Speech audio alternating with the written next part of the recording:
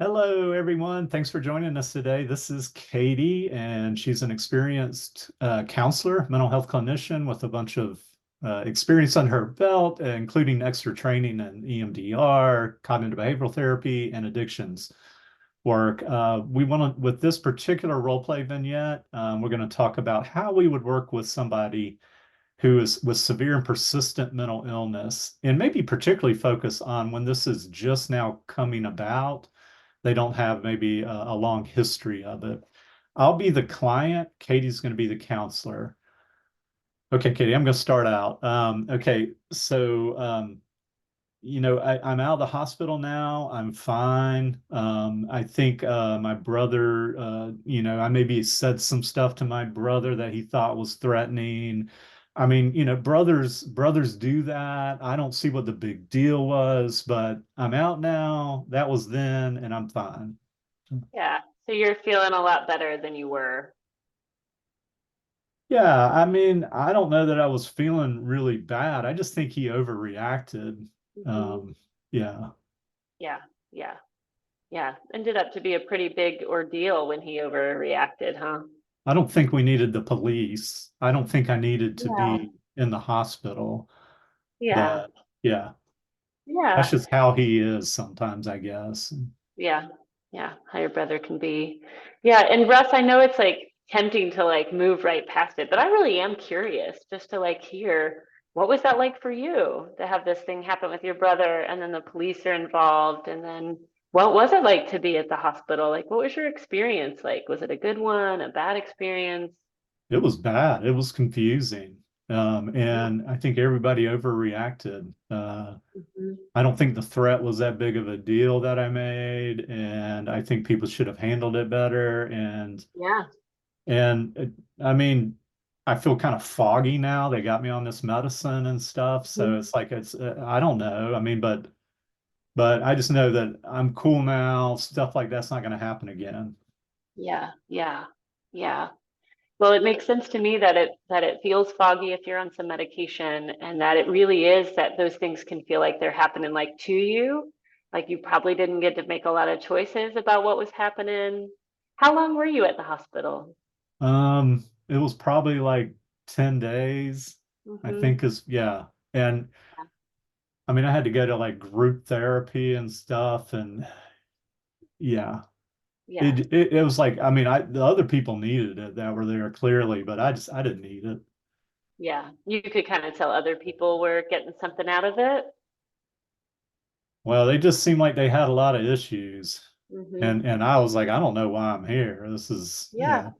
yeah. Yeah. You're still trying to put the pieces together about what happened and why am I here? And yeah. And that's a long time to be somewhere, 10 days.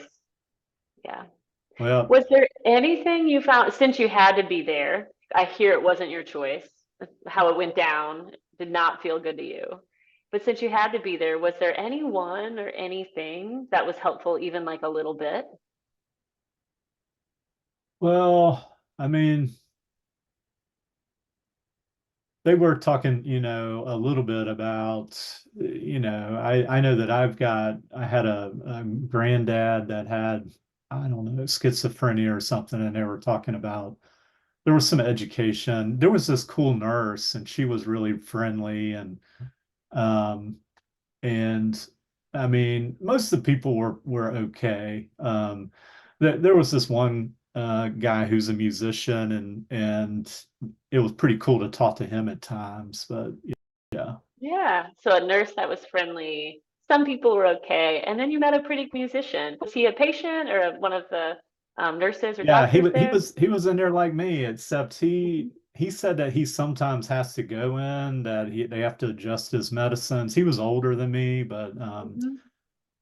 and but yeah, we just talked about music and stuff, and Yeah. yeah. Nice. Are you into music? Yeah, yeah, I like to be. Yeah. What kind of music do you like? Uh, rock and Americana and into I want like Joy Eludicum and Katie Crutchfield and Waxahachie to create a song together. I've seen Yeah. both of them, so yeah. Yeah, I can tell like your face, you just kind of light up a little bit when you're talking about music. Have you always liked music, or is this like a newer thing for you? Yeah, ever since I can remember. Yeah, my mom had me playing instruments early. Yeah. Yeah, yeah. Well, I know that probably at the hospital you guys talked about things like coping tools or things that are help, and maybe it hit for you, maybe it didn't, but sometimes it's things like music that, just when you're stressed or things are hard, or maybe there's some conflict with your brother, that even music can be a thing that's just kind of helpful. Have you found that for you, that music can help you feel better? Well, yeah, I mean, I think generally it does. It's just, working and the some of the people I work with are they'll get on my nerves and then Mm. I don't know, sometimes it's like I lose time. I don't remember what I've said and they think it's pretty harsh or something, but I don't even remember. I think they're just kind of making it up. Yeah. Yeah, yeah. Yeah, I've had other clients share that with me before, that there's these times where something might happen that just kind of gets to them. And then later people are telling them ways they showed up or things that they said, and they truly don't, they're not making it up. They don't remember, that they don't quite have the same memory of what the other person has. That sounds like that's happened to you too. Yeah.